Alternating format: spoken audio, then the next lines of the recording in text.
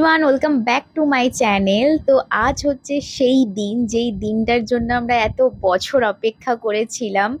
অনেক বাধা, অনেক কিছু পেরিয়ে, অনেক ধৈর্য ধরে এই দিনটার জন্য অপেক্ষা করেছিলাম। তো ফাইনালি সেই দিনটা মিষ্টি মায়ের জন্য আমাদের কাছে আসা সম্ভব হয়েছে।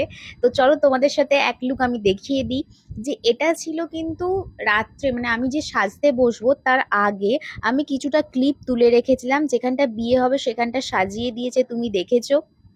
এখানে সমস্ত কিছু কাজটা চলছে। আমি ভাবলাম তোমাদেরকে দেখিয়ে দিই। আর রাত্রে লাইট জ্বালার পর কেমন লাগবে সেটা তো অবশ্যই বোন তোমাদের সাথে শেয়ার করবে, মানে ক্লিপ তুলে রাখবে। এটা ছিল আমার বসার জায়গা, আর ভীষণ সুন্দর করে সাজিয়েছিল। আর চারিদিকে আমি একটু বলেছিলাম সাবেকি টাচ রাখতে, তো সেটাই রেখেছিল।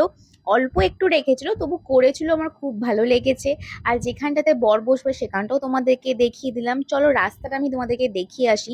যেটা মেন গেট হয়েছে যেখানটা করেছে, মানে আমাদের গেট থেকে ছেড়ে একটুখানি তারপরে মেন গেটটা আমি করতে বলেছিলাম। তো সো এটা এখানটা এইরকম ভাবেই করেছিল।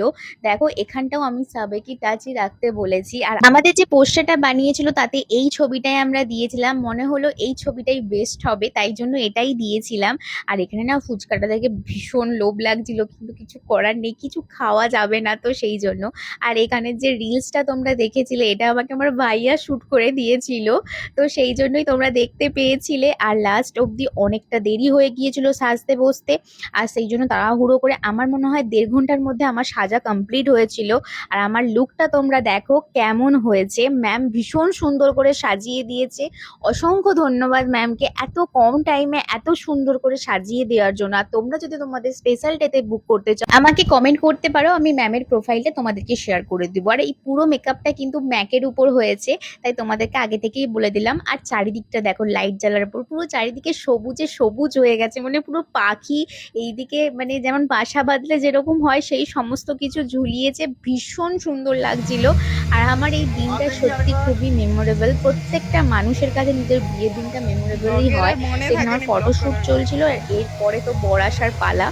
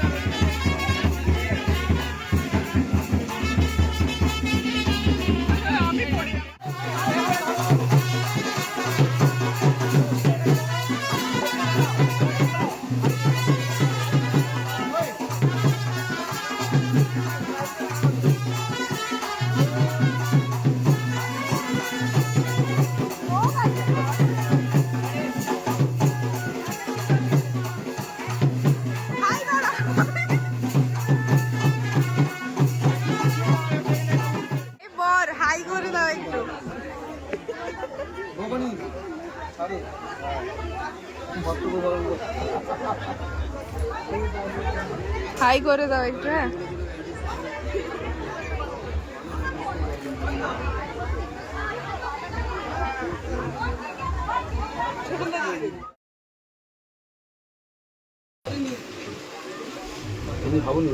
একটু খাও, একটু খাবেন